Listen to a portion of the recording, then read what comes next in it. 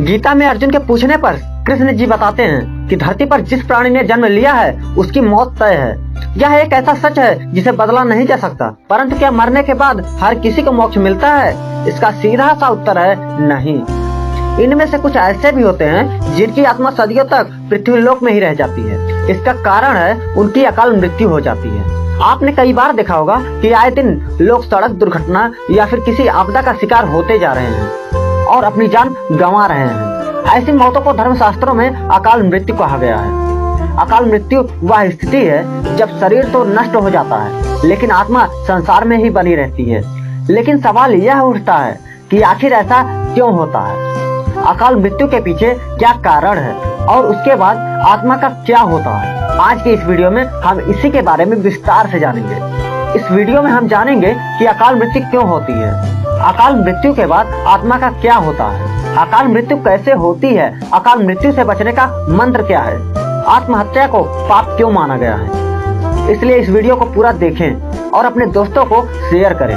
ऐसे ही ज्ञानवर्धक वीडियो के लिए हमारे चैनल को सब्सक्राइब करें। तो देर ना करते हुए चलिए वीडियो को करते हैं शुरुआत और जानते हैं अकाल मृत्यु के बारे में सच्ची बातें। अकाल मृत्यु कैसे होती है? मित्रों, साधारण मृत्यु के बारे में तो हम सभी जानते हैं और समझते हैं, लेकिन अकाल मृत्यु का विषय ऐसा है कि इसके बारे में कई बातें कही जाती हैं। गरुड़ पुराण के 7वें अध्याय में लिखा गया है कि अगर कोई प्राणी भूख से तड़प कर मर जाता है या किसी हिंसक जानवर द्वारा मृत्यु हो जाती है या फिर जहरीला पदार्थ का सेवन करने से या फिर पानी में डूबने से किसी मनुष्य की मौत हो जाती है तो ऐसे मनुष्य को अकाल मृत्यु के श्रेणी में रखा जाता है। अकाल मृत्यु क्यों होती है?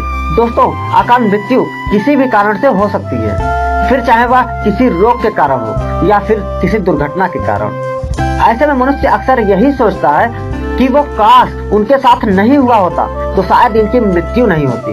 परंतु अकाल मृत्यु का कारण उनके जन्मों में किए गए दुष्कर्म को बताया गया है। गरुड़ पुराण में इसी प्रश्न में गरुड़ जी ने श्री हरि से यह प्रश्न पूछा कि जब वेदों में मनुष्य की उम्र 100 साल निश्चित की गई है तो उनकी अकाल मृत्यु क्यों हो जाती है?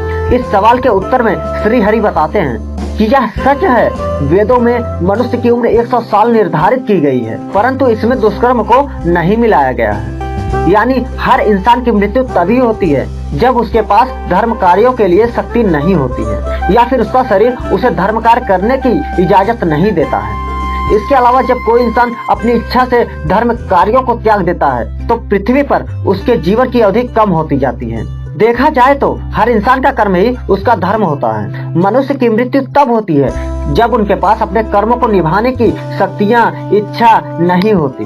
इंसान की उम्र भले ही 100 साल हो लेकिन अपने कर्मों के जरिए अपनी उम्र को खुद ही नष्ट करता चला जाता है।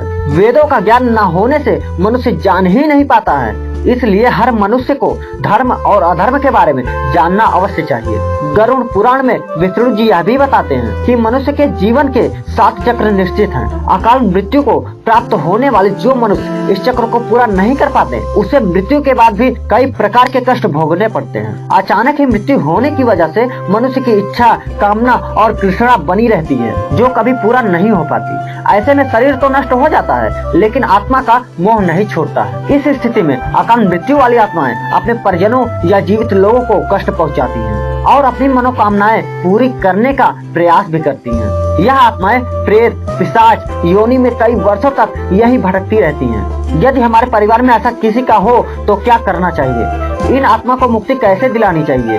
हम इस वीडियो के अंत में जानेंगे। गरुड़ पुराण में बताया गया है कि प्राकृतिक मौत से मरने वाले मनुष्य को 13 या 45 दिन में दूसरा शरीर प्राप्त हो जाता है। वो आत्मा प्रेत योनि से मुक्त होकर अपने कर्म तथा अगले जन्म के लिए यमलोक पहुंच जाती है। जबकि अकाल मृत्यु में व्यक्ति भूत, प्रेत, पिशाच, कुष्मांडा, ब्रह्म राक्षस, बेताल और छत्रसाल योनि में भटकता रहता है। उनकी आत्मा को आसानी से शांति नहीं मिलती। आत्महत्या पाप क्यों है? आपको बता दें कि अकाल मृत्यु में आत्महत्या को सबसे निचले दर्जे में रखा जाता है। आत्महत्या करना पाप माना गया है। ग्रंथों की दृष्टि से यह एक घिनौना कृत्य है। भगवान विष्णु जी ने गरुड़ पुराण में इसे ईश्वर का निरादर और अपमान कहा है। वह कहते हैं कि आत्महत्या करने वाले मनुष्य की आत्मा पृथ्वी लोक पर तब तक भटकती रहती है जब तक कि वह प्रकृति द्वारा निर्धारित अपने जीवन चक्र को पूरा नहीं कर लेती। ऐसी आत्मा को ना तो नरक लोक में जगह मिलती है और ना ही स्वर्ग लोक में। ऐसी आत्मा को मरने के बाद भी सबसे कष्टदायक स्थिति से गुजरना पड़ता है। यह आत्माएं अपनी तमाम इच्छाओं की पूर्ति के लिए अंधकार में तब तक भटकती रहती हैं जब तक कि उनका जीवन चक्र पूरा नहीं हो जाता, क्योंकि यदि मनुष्य आत्महत्या करता है तो उसके कर्म और उस शरीर का ऋण पूरा नहीं होता। इसलिए आत्महत्या नहीं करनी चाहिए। आत्महत्या करने वाली आत्माओं के कष्ट को तो नहीं कम किया जा सकता, लेकिन गरुड़ पुराण में अकाल मृत्यु को प्राप्त मनुष्य की आत्मा की शांति के कई मार्ग बताए गए हैं।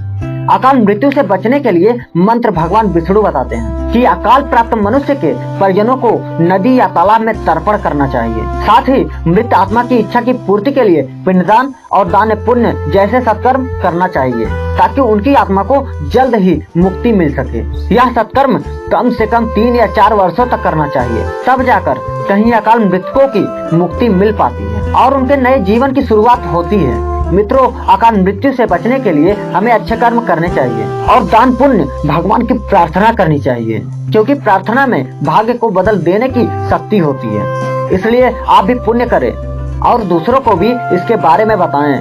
तो दोस्तों, आज का वीडियो यहीं पर समाप्त होता है। वीडियो अच्छा लगा हो तो इसे लाइक करें, चैनल को सब्सक्राइब करें और फेसबुक पर भी देख रहे हैं तो हमें फॉलो करें। मिलते हैं अगले वीडियो में किसी नई जानकारी के साथ।